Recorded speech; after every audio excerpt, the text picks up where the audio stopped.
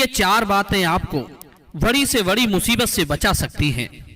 दर्शक बंधुओं, प्राचीन समय की बात है, किसी राजा के राज्य में नगर से बाहर एक कसाई रहता था। वही उसका बूचड़ खाना था।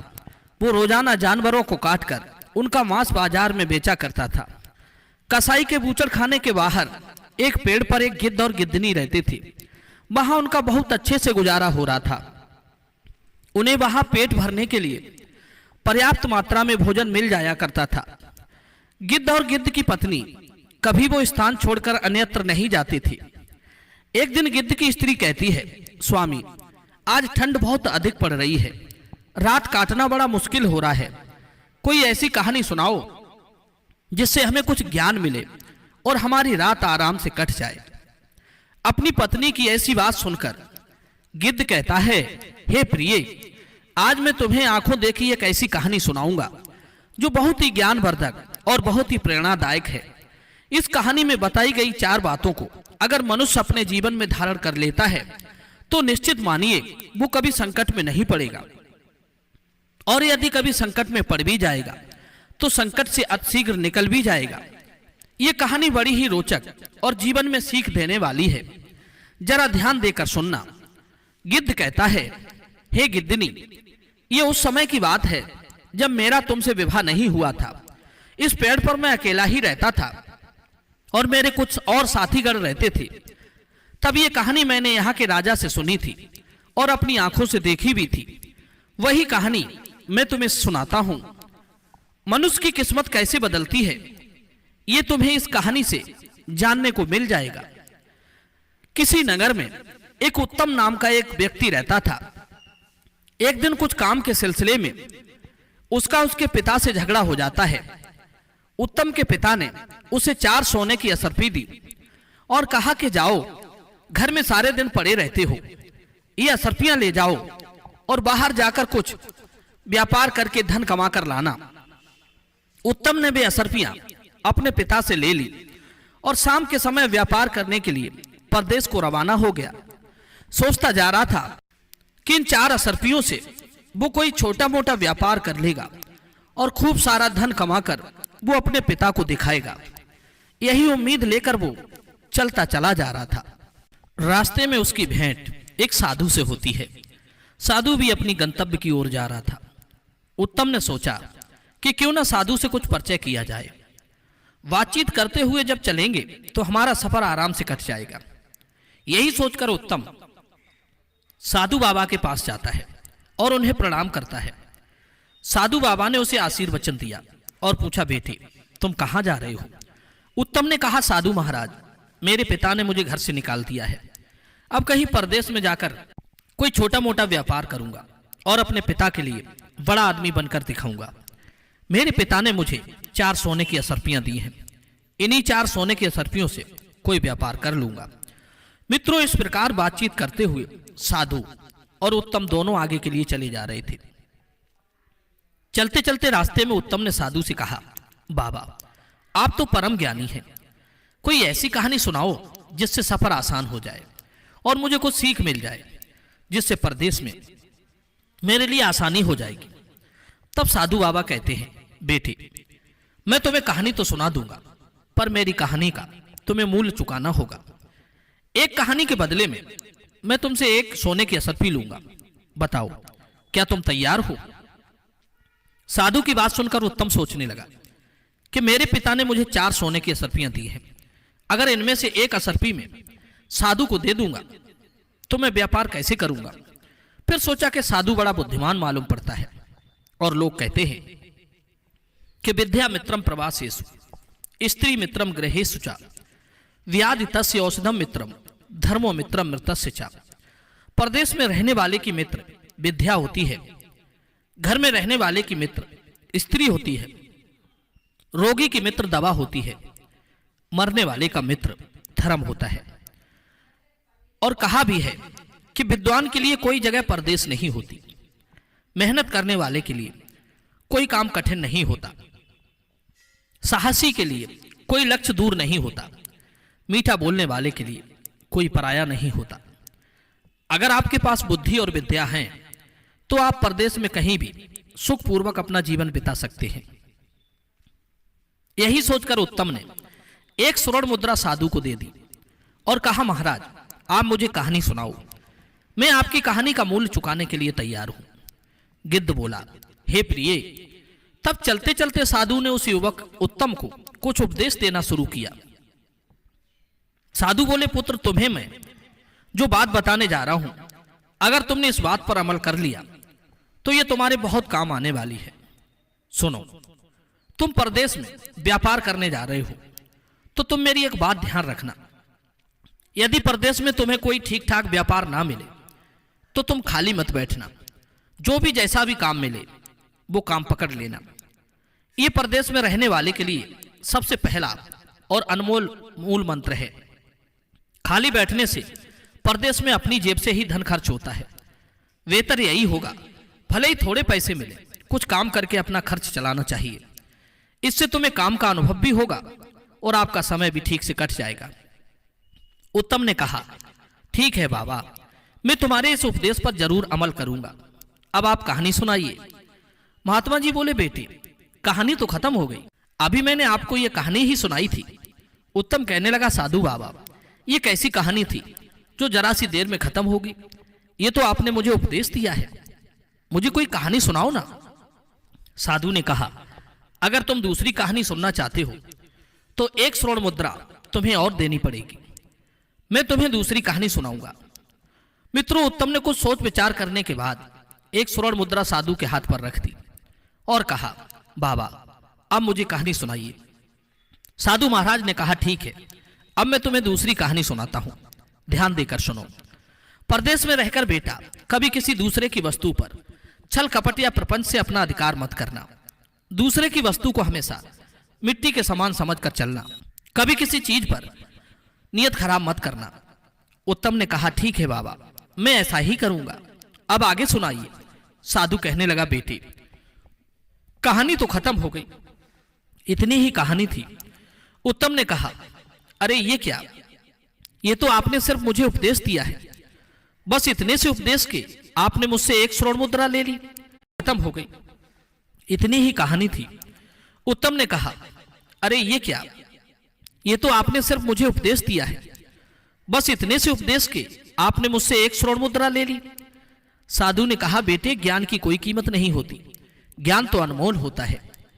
ज्ञान की कीमत तब पता चलती है जब मनुष्य विपत्ति में पड़ता है और वही ज्ञान उसे विपत्ति से उबार ले जाता है। उत्तम ने कहा, ठीक है बाबा, उपदेश ही सही, मैं तुम्हें एक स्वर्ण मुद्रा और देता हूं, तुम मुझे एक उपदेश और दीजिए। इतना कहकर उत्तम ने एक स्वर्ण मुद्रा साधु के हाथ पर रख दी।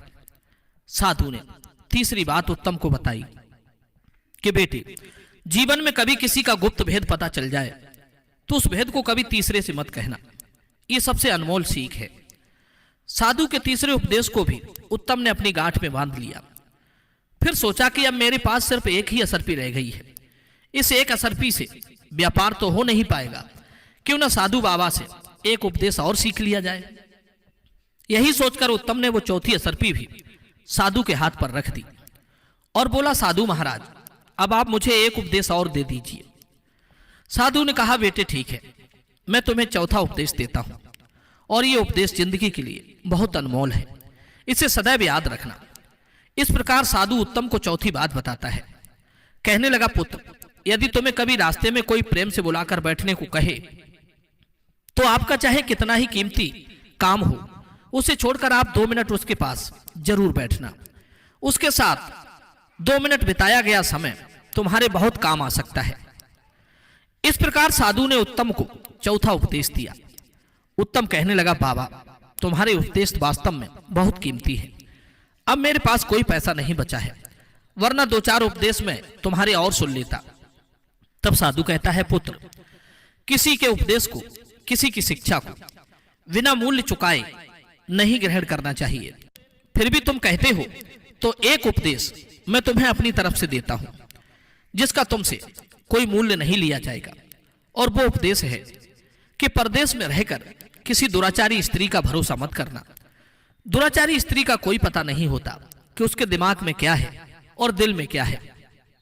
मित्रों, ये 5 उपदेश देकर साधु बाबा ने कहा बेटे हमारा तुम्हारा साथ बस इतनी ही देर का था, पास में ही मेरा आश्रम है और अब मैं अपने आश्रम पर जा रहा हूं। इतना कहकर साधु अपने आश्रम पर चला जाता है। उत्तम वहां से अकेला आगे के लिए बढ़ता है, परंतु उसके दिमाग में एक बात चल रही थी कि साधु बाबा ने 5 उपदेशों के बदले मुझसे 4 स्वर्ण मुद्राएं ले ली। साधु को भला धन से क्या मतलब? साधु संत तो बैरागी होते हैं, धन दौलत का त्याग करके ही वे साधु बनते हैं। फिर साधु ने मुझसे स्वर्ण मुद्राएं क्यों ली? मैं ये बात जब लौटकर अपने नगर जाऊंगा तब साधु से जरूर पूछूंगा। फिर सोचा चलो जो भी है, साधु की ये 5 बातें बड़ी ही कीमती मालूम पड़ती हैं, मैं इन्हें सदैव याद रखूंगा। मित्रों, अब उत्तम के पास में कोई पैसा नहीं बचा था। अब वो इस चिंता में था कि परदेश में जाकर वो क्या करेगा, क्या खाएगा, कैसे अपना व्यापार शुरू करेगा। यही सब बातें सोचते सोचते वो एक नगर में पहुंच जाता है। नगर में पहुंचकर वो किसी नौकरी की तलाश करने लगता है, क्योंकि धन तो उसके पास में था नहीं। सोचा कि किसी की नौकरी ही कर लेते हैं, क्योंकि साधु बाबा ने भी कहा है कि परदेश में खाली नहीं बैठना चाहिए, छोटा मोटा जो भी काम मिल जाए उसे ही करना चाहिए। नौकरी की तलाश में उत्तम इधर उधर लोगों से पूछता फिर रहा था। तभी उसकी भेंट एक राजा के नौकर से होती है, जो राजा के अस्तबल का नौकर था। उसका नाम था अनंगपाल। अनंगपाल राजा के यहां रहकर उनके घोड़ों की देखभाल करता था। उसने देखा कि एक आदमी नौकरी की तलाश में घूम रहा है, तो अनंगपाल ने उसे अपने पास बुलाया और कहा, भाई तुम्हें काम की तलाश है और मुझे राजा छुट्टी नहीं दे रहा है। घर पर मेरी माँ बहुत बीमार है, काफी दिनों से मैं अपनी माँ को देखने नहीं जा पा रहा हूं। राजा ने मुझसे कहा है कि तुम एक शर्त पर घर जा सकते हो। अगर तुम अपनी जगह किसी और को काम पर लगा दो तो तुम घर चले जाओ। एक काम करो भैया, मेरी जगह पर 1 माह के लिए तुम काम कर लो, जो भी वेतन मिलेगा वो तुम रख लेना। जब मैं अपनी माँ को देखकर लौट आऊंगा तब तुम कोई और काम तलाश कर लेना। अनंगपाल की बात सुनकर उत्तम ने सोचा कि इधर उधर घूमकर समय नष्ट करने से अच्छा है कि 1 माह तक मैं इसकी जगह पर ही काम कर लूं। उसके बाद मेरे पास भी कुछ पैसे हो जाएंगे। मैं शहर में नया आया हूं, 1 महीने में मैं यहाँ के लोगों को समझ भी लूंगा। यही सोचकर उत्तम अनंगपाल की जगह काम करने के लिए तैयार हो जाता है। अनंगपाल उत्तम को लेकर राजमहल में जाता है। मित्रों, वहां के राजा चक्रदत्त बड़े ही बुद्धिमान और प्रतापी राजा थे। उनकी एक बेटी थी चंद्रप्रभा। चंद्रप्रभा बहुत ही सुंदर थी और अभी अभी ही उसने जवानी की पहली सीढ़ी पर कदम रखा था। राजा अपनी पुत्री से बहुत प्यार करता था, क्योंकि चंद्रप्रभा उनकी इकलौती बेटी थी। मित्रों, राजा को घोड़ा पालने का और घुड़सवारी करने का बड़ा शौक था। एक से बढ़कर एक अच्छी नस्ल वाले उसके यहाँ हजारों घोड़े पले हुए थे। उन घोड़ों की देखभाल के लिए राजा ने कई नौकर लगा दिए थे। उन्हीं में से एक अनंगपाल था। प्रत्येक नौकर के हिस्से में 10-10 घोड़े थे। उन्हें खिलाने पिलाने के लिए राजा उन्हें बराबर राशन और दाना घास देता था। इधर मित्रों, उत्तम को लेकर अनंगपाल राजा के पास पहुंचता है और हाथ जोड़कर कहता है, महाराज, मैं कुछ दिनों के लिए अपनी बीमार मां को देखने के लिए गांव जा रहा हूं। जब तक मैं लौटकर नहीं आता तब तक मेरे स्थान पर यह व्यक्ति काम करेगा। इसका नाम उत्तम है और यह बड़ा मेहनती और ईमानदार व्यक्ति है। मुझे आपकी आज्ञा चाहिए। राजा ने कहा, अनंगपाल, इसमें आज्ञा की क्या बात है? यदि यह व्यक्ति तुम्हारा भरोसेमंद है तो इसे ले जाकर अपना काम समझा दो और जाओ, जाकर अपनी मां को देख आओ।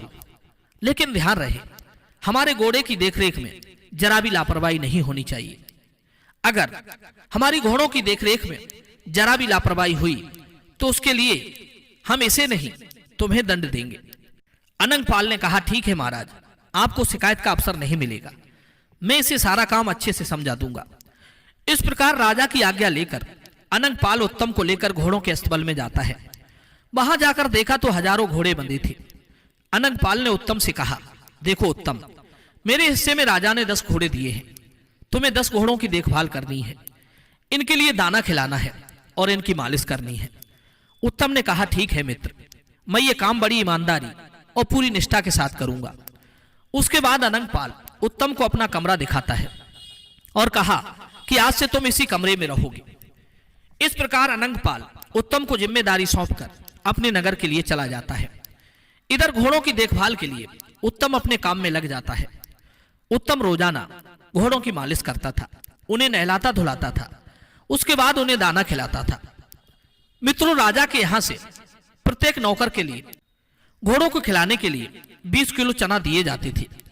उत्तम ने उन चनों को एक पोटली में बांधा और अपने अस्तबल में जाकर पानी में भिगोकर उन्हें कूट पीस कर अपने घोड़ों को खाने को डाल दिया। जब वो अपने काम से फ्री हो गया तो उसने सोचा कि क्यों ना बाकी नौकरों के साथ बैठकर कुछ बातचीत कर ली जाए।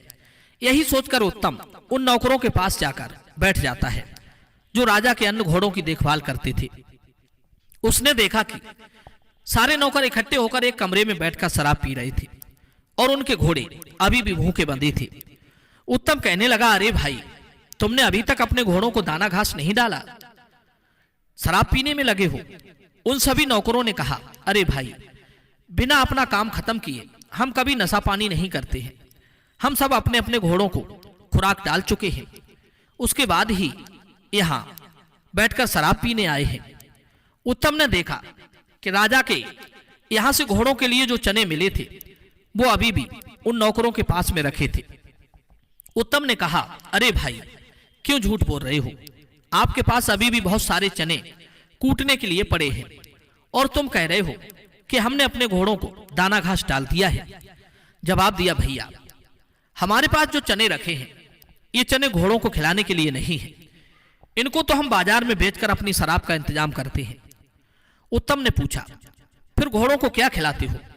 जवाब दिया, राजा हमें 20 किलो चना देता है, हम 5 किलो चना घोड़ों को खिला देते हैं और बाकी के चने बेचकर अपना नशा पानी का इंतजाम करते हैं। नौकरों का यह बर्ताव उत्तम को अच्छा नहीं लगा। सोचने लगा, ये तो राजा के साथ और इन निर्दोष जानवरों के साथ धोखा है। तुम सब अपना पेट भरने के लिए, नशा करने के लिए इन घोड़ों को भूखा रखते हो। वे सब नौकर कहने लगे, देखो भाई, पेट भरने के लिए ये सब करना पड़ता है। राजा से मिलने वाले वेतन से हमारा ठीक से गुजारा नहीं हो पाता है, फिर धन से किसका पेट भरा है? तुम भी ऐसा किया करो, तुम्हें कौन रोकता है? तुम्हारे लिए अनंग पाल ने यहां रखा है, इसलिए हमने ये बात तुम्हें बता दी। तुम ये बात किसी और से मत कहना, वरना तुम्हारे साथ अच्छा नहीं होगा। मित्रों, उत्तम उन सब की बातें सुनकर चुपचाप अपने कमरे में लौट आता है। सोचने लगा कि वे लोग ठीक कहते हैं, कल से मैं भी ऐसा ही करूंगा। बेईमानी करके मैं भी खूब सारा पैसा इकट्ठा कर लूंगा। मुझे यहां सिर्फ 1 महीना ही तो रहना है। अनंग पाल के आते ही वो मुझसे ये काम छीन लेगा, तब तक मैं कुछ पैसे कमा लूं, उसके बाद मैं कोई व्यापार कर लूंगा। मित्रों, अपनी चारपाई पर लेटा लेटा उत्तम ऐसा सोच रहा था, तभी उसे साधु की दूसरी बात याद आ जाती है कि किसी दूसरे के धन पर छल प्रपंच और कपट से अपना अधिकार नहीं करना चाहिए। दूसरे का धन, दूसरे की वस्तु मिट्टी के समान समझनी चाहिए, उसके ऊपर कभी अपनी नीयत खराब नहीं करना चाहिए। यह बात याद आते ही उत्तम के विचार बदल जाते हैं। सोचने लगा कि मैं भूखा रह लूंगा, लेकिन ये पाप का धन कभी नहीं खाऊंगा। मित्रों, उसी दिन से उत्तम बड़ी ईमानदारी के साथ अपने घोड़ों को खिलाता है, हर समय उनकी देखभाल करता है। 1 महीने के अंदर उत्तम के 10 घोड़े एकदम हष्ट-पुष्ट और खूब तंदुरुस्त दिखने लगे और बाकी के नौकर दाने की चोरी करते थे, घोड़ों को कम खिलाते थे, इसलिए उनके घोड़े कमजोर होते चले गए। एक दिन दरबार में राजा ने अपने मंत्री से कहा, मंत्री जी, बहुत दिन हो गए हैं, मैंने अपने घोड़ों की दौड़ नहीं देखी है। आप नौकरों को सूचित कर दो कि वे सब अपने घोड़ों को लेकर मैदान में आ जाएं। कल मैं घोड़ों की दौड़ की प्रतियोगिता रखूंगा। राजा ने जैसे कहा था, मंत्री ने वैसा ही नौकरों को आदेश कर दिया। अस्तबल के सभी नौकर घोड़ों को अच्छी तरह से नहला धुलाकर, खूब सजाकर अपने अपने घोड़ा लेकर खाली मैदान में पहुंच गए। राजा साहब ने जब घोड़ों पर दृष्टि डाली तो देखा कि सारे घोड़े कमजोर थे, बिल्कुल मरियल से, और उत्तम के 10 घोड़े बड़े ही हष्ट-पुष्ट और सुडौल थे। वे दौड़ने के लिए फुरफुरा रहे थे। यह देखकर राजा को क्रोध आ जाता है। उन्होंने अपने मंत्री से कहा कि मंत्री जी, हमारे सारे घोड़े बड़े ही स्वस्थ थे, लेकिन मैं मात्र 10 घोड़े स्वस्थ देख रहा हूं, बाकी के सब घोड़े बहुत कमजोर हो गए हैं। ये इतने कमजोर कैसे हो गए? क्या नौकर इन्हें खिलाते पिलाते नहीं है? मुझे तो ऐसा लगता है कि नौकरों ने इन्हें खिलाने में लापरवाही की है। तब राजा ने उत्तम के पास पहुंचकर उत्तम के घोड़े देखे। घोड़े एकदम स्वस्थ और फुर्तीले थे। उन घोड़ों को देखकर राजा बड़ा प्रसन्न होता है। राजा ने अगले दिन उत्तम को दरबार में बुलाया और कहा कि तुम वही हो जिसे अनंगपाल ने अपने स्थान पर रखा है। उत्तम ने जवाब दिया, हाँ महाराज, मैं वही हूं। राजा ने पूछा, आपके घोड़े एकदम हष्ट-पुष्ट हैं, बाकी के घोड़े इतने कमजोर क्यों हैं? जबकि मैं घोड़ों की खाद्य सामग्री बराबर बराबर मात्रा में भिजवाता हूं। यही जानने के लिए मैंने तुम्हें यहां बुलाया है। राजा के पूछने पर उत्तम ने कहा, महाराज, मैं इस बात का रहस्य तो आपको बता दूंगा, लेकिन यह बात मैं तभी बताऊंगा जब अस्तबल के बाकी नौकर यहां मौजूद होंगे। राजा ने आदेश देकर फौरन सारे नौकरों को अपने दरबार में बुला लिया। तब राजा ने उत्तम से पूछा, अब बताओ बाकी घोड़ों के कमजोर होने के पीछे क्या कारण है? तब उत्तम ने कहा, महाराज, आपके बाकी नौकर बड़े बेईमान और बड़े लालची और नशेड़ी हैं। आप घोड़ों के लिए रोजाना 20 किलो चना देते हैं, लेकिन ये 5 किलो चना घोड़ों को खिलाते हैं। बाकी के 15 किलो चना ये बाजार में बेचकर शराब ले आते हैं। घोड़ों को पर्याप्त मात्रा में दाना न मिलने से सारे घोड़े कमजोर हो गए हैं, लेकिन मैंने बड़ी ईमानदारी से आपका दिया हुआ राशन घोड़ों को खिलाया है, इसलिए मेरे घोड़े तंदुरुस्त हैं। इतनी बात सुनते ही राजा आग बबूला हो जाता है और नौकरों पर बिगड़कर बोला, हरामखोरो, हम तुम्हें इसी बात की तनख्वाह देते हैं कि तुम आराम से घोड़ों का दाना भी खा जाओ। सारे नौकर नीचे को गर्दन डालकर चुपचाप खड़े हो गए और डर के मारे थर थर कांपने लगे। कहने लगे, महाराज, हमें क्षमा कर दो, हमसे बड़ी गलती हो गई है, अब हम दोबारा ऐसा नहीं करेंगे। राजा ने कहा, नहीं, मैं तुम सबकी गर्दन तलवार से अभी उड़ा दूंगा। तुमने हमारे साथ धोखा किया है। राजा को अत्यंत क्रोध में देखकर उत्तम कहने लगा, महाराज, इस बार इन्हें आप क्षमा कर दीजिए। मैं उम्मीद करता हूं कि अब ये दोबारा गलती नहीं करेंगे। उत्तम के कहने पर राजा ने उन्हें चेतावनी देकर छोड़ दिया। मित्रों, उत्तम की ईमानदारी को देखते हुए राजा ने उत्तम को शाबाशी दी और उसे अस्तबल का मुख्य निरीक्षक के रूप में नियुक्त कर दिया और कहा कि आज से तुम्हारा काम इतना है कि तुम इन सब पर नजर रखोगे। अगर कोई घोड़े का दाना चोरी करता है तो उसकी खबर तत्काल हमें मिलनी चाहिए। इस काम के लिए हम तुम्हें हर महीने 10,000 असरफियां देंगे। राजा ने सख्त निर्देश देकर उन सभी नौकरों को छोड़ दिया और उत्तम को उन पर दृष्टि रखने के लिए नियुक्त कर दिया। राजा अपनी उंगली में एक हीरे की अंगूठी पहने था। वो अंगूठी उतारकर राजा ने इनाम के रूप में उत्तम को पकड़ा दी और कहा कि जब भी तुम्हें हमसे मिलना हो तो तुम ये अंगूठी पहरेदारों को दिखाकर हमसे किसी भी समय मिल सकते हो। अस्तबल में पहुंचकर उत्तम ने सभी नौकरों को समझाया कि देखो, इस बार तो मैंने तुम्हें बचा दिया, अगर दोबारा तुम्हारी गलती पकड़ी गई तो राजा साहब तुम्हें जिंदगी भर के लिए जेल में डाल देंगे, इसलिए ईमानदारी से अपना काम कीजिए। मित्रों, उसी दिन से सारे नौकर ईमानदारी से घोड़ों को खिलाने पिलाने लगते हैं। फिर उन्होंने कभी भी बेईमानी नहीं की। सारे घोड़ा फिर से स्वस्थ हो गए। इधर मित्रों, 1 माह का समय बीत चुका था। उधर अनंगपाल अपनी मां से मिलकर अपनी नौकरी पर लौटता है। जैसे ही अनंगपाल घोड़ों के अस्तबल में पहुंचता है तो सारे नौकरों ने उसे घेर कर उत्तम की करतूत अनंगपाल को बताई कि हमारी चोरी उत्तम ने राजा को पकड़ा दी और राजा ने उसे अस्तबल का मुख्य निरीक्षक बना दिया है। अनंगपाल ने कहा, तुम लोग चिंता ना करो, मैं वापस आ गया हूं, अब तो उसे यहां से जाना ही पड़ेगा। नौकरों ने कहा, नहीं भाई, वो यहां से नहीं जाएगा, क्योंकि राजा ने उसे हम सबकी देखभाल करने के लिए नौकरी पर रख लिया है। मित्रों, उसके बाद में अनंगपाल उत्तम के पास जाता है और उत्तम उस समय कमरे में लेटा हुआ था। अनंगपाल को देखकर उत्तम एकदम खुश हो जाता है और कहता है, मित्र, तुम आ गए, तुम्हें देखकर मुझे बड़ी खुशी हुई। अनंगपाल उत्तम के पास में बैठ जाता है। उसके बाद उत्तम वहां जो घटना घटी थी उसके बारे में अनंगपाल को बताता है। अनंगपाल कहने लगा, तुमसे पहले मुझे इस बात का पता लग चुका है। उसके बाद दोनों साथ साथ बैठकर भोजन करते हैं और भोजन करने के बाद अपने अपने बिस्तर पर लेट जाते हैं। अनंगपाल मन ही मन उत्तम से बहुत जल रहा था, क्योंकि राजा ने उसे उससे भी बड़े पद पर नौकरी दे दी थी और उसने नौकरों की चोरी राजा को पकड़ाई थी। इसलिए अनंगपाल उससे जलने लगा था। क्योंकि मित्रों आपको बता दें कि अनंगपाल भी चोरी करता था और उसे उत्तम का यह बर्ताव बिल्कुल पसंद नहीं आया। अनंगपाल उत्तम को नीचा दिखाना चाहता था, उससे बदला लेना चाहता था।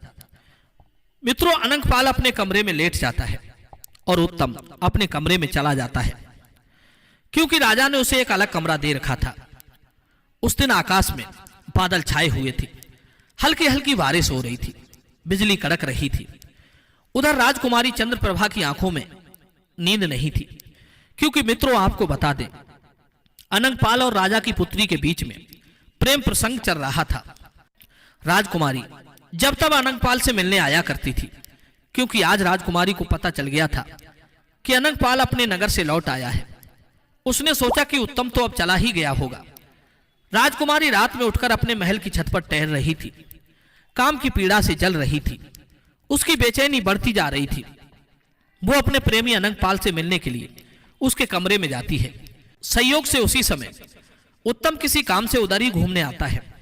अचानक जैसे ही उत्तम अनंगपाल के कमरे के पास पहुंचता है, उसे अनंगपाल के कमरे से किसी स्त्री की आवाज सुनाई देती है। उत्तम ने कमरे के अंदर झांक कर देखा तो अनंगपाल के साथ राजकुमारी चंद्रप्रभा को देखकर उसकी आंखें फटी की फटी रह गईं। उत्तम ये सब देखकर चुपचाप अपने कमरे की ओर चला जाता है। उधर अनंगपाल ने राजकुमारी से कहा, प्रिय, इस समय उत्तम हमारी राह का सबसे बड़ा कांटा है। कुछ भी करके तुम उत्तम को मरवा दो तो हम निश्चिंत हो जाएंगे। राजकुमारी ने कहा, प्राणनाथ, यह कितनी बड़ी बात है, तुम चिंता क्यों करते हो? मैं पिताजी से कहकर इसे मृत्यु दंड दिलवा दूंगी। मित्रों, उधर उत्तम सोच रहा था कि अनंगपाल राजा की आंखों में धूल झोंककर उनकी बेटी से प्रेम कर रहा है। ये तो राजा के साथ धोखा है, मुझे यह खबर महाराज को देनी चाहिए। उत्तम यही सोचकर राजा को संदेश देने के लिए राजमहल की ओर चलने लगता है। तभी उसे साधु महाराज की वो तीसरी बात याद आ जाती है। साधु ने कहा था कि अगर किसी का गुप्त भेद पता चल जाए तो उसे किसी तीसरे से नहीं कहना चाहिए, वरना खुद मुसीबत में पड़ सकते हो। यही बात सोचकर उत्तम के कदम थम जाते हैं। सोचने लगा कि अगर ये बात मैंने राजा को बताई तो हो सकता है कि राजा साहब मेरी बात का विश्वास ना करें, कहेंगे कि तू मेरी बेटी को झूठा बदनाम कर रहा है, उल्टा मैं ही राजा के क्रोध का भोजन बन जाऊंगा। यही सोचकर उत्तम अपने कमरे में लौट आता है और चुपचाप अपनी चारपाई पर लेट जाता है। उधर राजकुमारी चंद्रप्रभा अनंगपाल से मिलने के बाद अपने कमरे में चली जाती है और अपने कमरे में पहुंचकर उसने अंदर से दरवाजा बंद कर लिया और जोर जोर से रोने चिल्लाने लगी, बचाओ बचाओ की चीख पुकार मचाने लगी। राजकुमारी का शोर सुनकर राजकुमारी के नौकर चाकर, दास दासियां सभी जाग जाते हैं। आनन फानन में राजा को खबर दी गई। दौड़ते हुए राजा साहब अंतापुर में जाते हैं और अपनी पुत्री से पूछते हैं, बेटी क्या हुआ, तुम क्यों रो रही हो? मित्रों, अनंगपाल के कहने पर राजकुमारी चंद्रप्रभा ने तिरिया चरित्र रच दिया था। एकदम से कहने लगी, पिताजी, आपने जिस नए नौकर को नौकरी पर रखा है, तुम्हारे इस नौकर ने मेरे साथ जबरदस्ती की है। वो रात में मेरे कमरे में आया और मेरी इज्जत लूटने का प्रयास करता रहा। जब मैं चीखी चिल्लाई तब खिड़की से कूद कर भाग गया। तुम्हारे द्वारा दी गई अंगूठी का उसने नाजायज फायदा उठाया है। अंगरक्षकों को वो अंगूठी दिखाकर महल के अंदर घुस गया होगा। बेटी के मुख से यह बात सुनकर राजा एकदम आग बबूला हो जाता है। कहने लगा, पुत्री, तुम चिंता मत करो, उस दुष्ट की इतनी हिम्मत कि वो हमारे महल में घुस आया। मैं अभी उसे बुलाकर उसकी खबर लेता हूं। राजकुमारी ने कहा, पिताजी, उसकी खबर लेने से कोई फायदा नहीं है। उसकी गुस्ताखी के लिए उसे जब तक मृत्यु दंड नहीं दिया जाएगा तब तक मैं अन्न जल ग्रहण नहीं करूंगी। राजा ने कहा, बेटी, ऐसा ही होगा, कल मैं उसे मृत्यु दंड दूंगा। राजकुमारी को आश्वासन देकर राजा अपने महल के लिए चला जाता है। इधर राजकुमारी मन ही मन बड़ी प्रसन्न होने लगी। सोचने लगी, बाजीबा, आज मेरा षड्यंत्र सफल हो गया। अब मेरे और अनंगपाल के बीच में कोई बाधा नहीं आएगी। उसके बाद राजकुमारी निश्चिंत होकर अपने बिस्तर पर सो गई। राजा अपने शयन कक्ष में पहुंचे। परंतु उनकी आंखों से नींद उड़ चुकी थी। वो सोच रहे थे कल सुबह में उत्तम को दरबार में बुलाकर मृत्यु दंड दे दूंगा, परंतु तभी उनके दिमाग में एक दूसरा विचार आता है। राजा सोचने लगा कि अगर दरबारी लोग मुझसे पूछेंगे कि इस नौकर को किस बात का मृत्यु दंड दिया गया है तो मैं क्या कहूंगा। अगर मैं बताऊंगा कि इसने मेरी बेटी की इज्जत लूटने का प्रयास किया है तो इसमें मेरी ही बदनामी होगी। लोग पीठ पीछे मेरी बुराई करेंगे, मेरी इज्जत उछालेंगे। तब राजा के दिमाग में एक दूसरा उपाय आता है। सोचा कि मैं इसे कानून के तहत तो सजा नहीं दे सकता, मैं इसे किसी और के हाथों चुपचाप मरवा दूंगा, इससे किसी को पता भी नहीं चलेगा और मेरी बेटी पर बुरी दृष्टि डालने वाला भी अपनी करनी का दंड भोग लेगा। तब राजा के दिमाग में डोंगर कसाई का ध्यान आता है। सोचने लगा कि मैं कल इसे कसाई के हाथों मरवा दूंगा। यही सब बात सोचते सोचते राजा सो जाता है और अगले दिन जब सोकर उठता है और टहलने के लिए जाता है तो टहलते टहलते नगर से बाहर उस डोंगर कसाई के बूचड़ खाने पर पहुंच जाता है। कसाई ने देखा कि राजा स्वयं मेरे पास चलकर आए हैं तो वो एकदम चरणों में गिरकर बोला, महाराज आपने यहां आने का कष्ट कैसे किया, मुझे खबर भिजवा देती, मैं स्वयं तुम्हारे पास चला आता। राजा ने कहा, नहीं, ये काम तो मुझे आकर ही करना था, मुझे तुमसे कुछ जरूरी काम करवाना है। तुम्हारे पास एक आदमी को भेजूंगा, तुम्हें उसका सर काट देना है और उसके बाद में फिर एक आदमी को भेजूंगा, एक कपड़े में बांधकर तुम्हें उसी सर को उस आदमी को दे देना है। इस बात की किसी को भनक नहीं लगनी चाहिए। यह सुनकर कसाई एकदम चौंक जाता है। कहने लगा, महाराज ये आप क्या कह रहे हो। राजा ने कहा, हाँ मैं ठीक कह रहा हूं, कुछ देर के बाद तुम्हारे कसाई खाने में एक आदमी को भेज रहा हूं, तुम उसे अपने बूचड़ खाने के अंदर ले जाकर मार देना। इस काम के बदले हम तुम्हें बहुत इनाम देंगे। यदि तुमने ये काम नहीं किया तो हम तुम्हें और तुम्हारे परिवार को जेल में डलवा देंगे। राजा की धमकी सुनकर कसाई डर जाता है। बोला, महाराज आप चिंता मत करो, आप जिसे भेजोगे मैं उसका सर काटकर उसके धड़ को जानवरों के कटे हुए अंगों के साथ मिलाकर बाहर फेंकवा दूंगा और उसके सर को तुम्हारे पास भिजवा दूंगा। मित्रों, कसाई को आदेश देकर राजा अपने महल को लौटता है। उधर कसाई उस राजा के भेजे हुए आदमी की प्रतीक्षा करने लगता है। महलों में पहुंचकर राजा ने सैनिकों के द्वारा उत्तम को बुलवाया और कहा कि उत्तम, मैं तुम्हें किसी जरूरी काम से नगर से बाहर भेजना चाहता हूं और मुझे विश्वास है कि यह काम सिर्फ तुम ही कर सकते हो। उत्तम ने कहा, बताइए महाराज, मेरे लिए क्या आज्ञा है, मैं आपके लिए कुछ भी करने को तैयार हूं। तब राजा कहता है, हे उत्तम, तुम्हें इसी समय एक जरूरी काम से एक कसाई के पास जाना है और वो जो चीज तुम्हें चुपचाप दे तुम उसे ले आना, लेकिन एक बात का विशेष ध्यान रखना, यह काम तुम्हें बिल्कुल गुप्त रूप से करना है, किसी को इस बात का पता नहीं चलना चाहिए। उत्तम ने कहा, जो आज्ञा महाराज, मैं आपके काम के लिए अभी जाता हूं। इतना कहकर उत्तम फौरन उस कसाई के पास के लिए चल देता है। मित्रों, उत्तम के मन में यह विचार आ रहा था कि राजा का इतना जरूरी काम कौन सा आ गया जो राजा मुझसे करवा रहा है। फिर सोचा कि चलो जो भी है, कम से कम राजा ने मुझे इस लायक समझा तो मैं उसके किसी कार्य को कर पा रहा हूं। मित्रों, चलते चलते नगर से बाहर निकल गया। उसने देखा कि यह कुटिया है और कुटिया के बाहर कुछ साधु संत भगवान का कीर्तन कर रहे थे। उत्तम उस कुटिया के पास जाकर खड़ा हो जाता है। तब एक साधु ने उत्तम को इशारा देकर अपने पास बुलाया और कहा, बच्चा थोड़ी देर यहां बैठकर भगवान का कीर्तन करो, सब कुछ यहीं रह जाएगा, केवल यही साथ जाएगा। तब उत्तम ने कहा, क्षमा करना महाराज, मैं किसी जरूरी काम से जा रहा हूं, इस समय मैं रुक नहीं सकता। इतना कहकर उत्तम आगे बढ़ जाता है। तभी अचानक उसके दिमाग में साधु बाबा की चौथी बात गूंजने लगती है कि चाहे कितना ही जरूरी काम क्यों ना हो, लाखों का नुकसान हो जाए, अगर राह चलते कोई प्रेम से 2 मिनट बैठने को कहे तो उसके पास 2 मिनट जरूर बैठना चाहिए। साधु की यह बात मन में आते ही उत्तम उन साधुओं की मंडली में बैठ जाता है और भगवान का भजन कीर्तन करने लगता है। उधर अनंगपाल सोचने लगा कि राजा ने सुबह सुबह उत्तम को अपने पास क्यों बुलाया है और वो अभी तक लौटकर क्यों नहीं आया। मित्रों, अनंगपाल राजमहल के आसपास टहल रहा था। तभी खिड़की से राजा ने देखा कि अनंगपाल महल के बाहर टहल रहा है। तब राजा ने अनंगपाल को तुरंत अपने पास बुलवाया और सोचा कि क्यों ना अनंगपाल को ही उत्तम का सर लाने के लिए भेज दूं। अब तो कसाई ने उसका सर धड़ से अलग कर दिया होगा। राजा ने तत्काल अनंगपाल को आदेश दिया कि तुम इसी क्षण कसाई के बूचड़ खाने पर चले जाओ और कसाई तुम्हें जो चीज भेंट करे उसे चुपचाप लेकर चले आना और लाकर राजकुमारी के कक्ष में रख देना। रास्ते में तुम उस सामान को खोलकर देखने की भूल मत करना। अनंगपाल ने कहा, जैसी आज्ञा महाराज। और इतना कहकर अनंगपाल कसाई के पास को चल देता है। मित्रों, आपको बता दें कि पहले कसाई के पास उत्तम को जाना था, लेकिन उत्तम तो वहां साधु संतों के साथ कीर्तन करने में मस्त हो गया था। इधर तब तक अनंगपाल कसाई के पास पहुंच जाता है और बोला, भाई मुझे राजा साहब ने भेजा है। उन्होंने बताया कि कोई जरूरी चीज तुम्हारे यहां से ले जानी है। मित्रों, कसाई ने समझ लिया कि मुझे इसी का सर कलम करना है।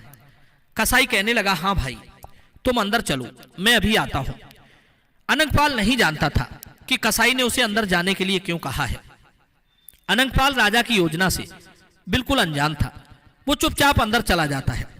कसाई ने कहा, सामने अलमारी में राजा ने जो वस्तु मंगाई है वो रखी है, कृपया निकाल लो। मित्रों, अनंगपाल जैसे ही अलमारी खोलता है वैसे ही कसाई अपना धारदार गड़ासा अनंगपाल की गर्दन पर चला देता है। अनंगपाल की गर्दन धड़ से कटकर अलग जा गिरी। कसाई ने उसे एक पोटली में बांधा और रख दिया। उसके धड़ को उठाकर गिद्ध चील कौओं को खाने के लिए बाहर फेंक दिया। कसाई राजा के दूसरे नौकर के आने का इंतजार करने लगता है। उधर उत्तम साधु संतों के साथ बैठकर भजन कीर्तन करने में मस्त था। जब काफी देर हो गई, भजन कीर्तन में उसे बहुत आनंद आ रहा था। सभी साधु कीर्तन बंद करके चले जाते हैं। उधर उत्तम भी वहां से चलता है। तब उसे ध्यान आया कि राजा ने कसाई के पास मुझे भेजा था। एकदम कसाई के घर की तरफ उत्तम दौड़ने लगता है। थोड़ी देर में जब वो कसाई के पास पहुंचता है तो कहने लगा कि मैं महाराज के पास से आया हूं, उन्होंने कोई चीज मंगाई है। कसाई बोला, हाँ भाई मैं समझ गया। कसाई ने वही पोटली उठाकर उत्तम को पकड़ा दी जिसमें अनंगपाल का सर बंधा हुआ था। कसाई ने उसे समझाकर भेज दिया कि भाई इसे खोलकर रास्ते में मत देखना, वरना राजा साहब तुम्हें फांसी पर चढ़ा देंगे। इस तरह से उत्तम अनंगपाल का सर लेकर राजा के पास पहुंचता है। राजा और उनकी बेटी उस समय एक ही कक्ष में मौजूद थे। राजा कह रहा था, बेटी आज उत्तम का काम तमाम हो ही गया। कुछ ही देर में अनंगपाल उत्तम का सर लेकर आता होगा। मित्रों, इतने में उत्तम वो पोटली लेकर राजा साहब और राजकुमारी के कमरे में दाखिल होता है। उत्तम को जीवित देखकर वे दोनों अचंभित रह जाते हैं। कहने लगे, अरे तुम यहां कैसे? जवाब दिया, महाराज कैसी बातें करते हो, आपने ही तो मुझे कुछ विशेष वस्तु को लाने के लिए कसाई के पास भेजा था। कसाई ने जो चीज मुझे दी है वो मैं लेकर सीधा चला आ रहा हूं। मैं तो कहीं एक मिनट भी नहीं ठहरा हूं। ठहरिए महाराज, अभी खोल कर दिखाता हूं। मित्रों, उत्तम ने जैसे ही पोटली खोली तो उसे देखकर राजकुमारी के साथ साथ उसके कंठ से भी चीख निकल पड़ी। उसने देखा कि अनंगपाल का कटा हुआ सर उस पोटली में बंधा था। उत्तम का चेहरा पसीना पसीना हो जाता है। राजा को यह समझते देर नहीं लगी। उत्तम की जगह कसाई ने अनंगपाल का सर काट दिया है। जरूर अनंगपाल उत्तम से पहले वहां पहुंच गया होगा। कसाई तो दोनों को पहचानता नहीं था कि किसको मारना है और किसको छोड़ना है। तो रोते हुए वो पूछने लगा, महाराज ये क्या मामला है, आपने अनंगपाल को क्यों मरवा दिया? राजा के पास कोई जवाब नहीं था। इतने में राजकुमारी अनंगपाल के कटे हुए सर को लेकर जोर जोर से रोने लगती है। कहने लगी, मेरे प्रियतम, मैं नहीं जानती थी कि मेरी चाल तुम्हारे लिए ही उल्टी पड़ जाएगी, वरना मैं ऐसा खेल कभी नहीं खेलती। तुम्हारे कहने से ही मैंने उत्तम पर आरोप लगाया था। तुम्हारी खुशी के लिए ही मैं उसे मारना चाहती थी, लेकिन उत्तम बड़ा ही खुशकिस्मत है, वो फिर भी जीवित बच जाता है। राजकुमारी पागलों की तरह रो रही थी। राजकुमारी के मुख से जब ये बात राजा ने सुनी तो राजा की आंखें फटी की फटी रह गईं। राजा को पता चल गया कि मेरी बेटी ने निर्दोष उत्तम पर दोष लगाया था। राजा एकदम से क्रोध में आकर अपनी तलवार खींच लेता है और अपनी पुत्री से बोला, पुत्री सच सच बताओ, क्या उत्तम को जान से मरवाना तुम्हारी एक चाल थी?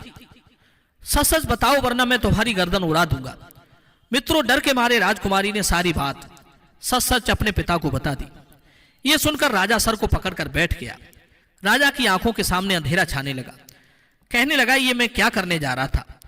मैं एक निर्दोष व्यक्ति को अपनी दुराचारी बेटी के कहने पर जान से मारने वाला था। भगवान तुमने मुझे बचा लिया, मुझे माफ करना। मित्रों, इधर राजकुमारी ने देखा कि राजा साहब मुझे जीवित नहीं छोड़ेंगे, तो उसने तलवार लेकर खुद ही अपने पेट में घोंप ली और मरते मरते कहने लगी, पिताजी मुझे माफ कर देना, मैंने एक निर्दोष आदमी की जान लेनी चाहिए। भगवान ने मुझे मेरे कर्मों की सजा दे दी है, मुझसे मेरा प्रेमी छीन लिया। इतना कहते कहते राजकुमारी ने अपने प्राण छोड़ दिए। मित्रों, उस घटना से राजा को वैराग्य हो जाता है।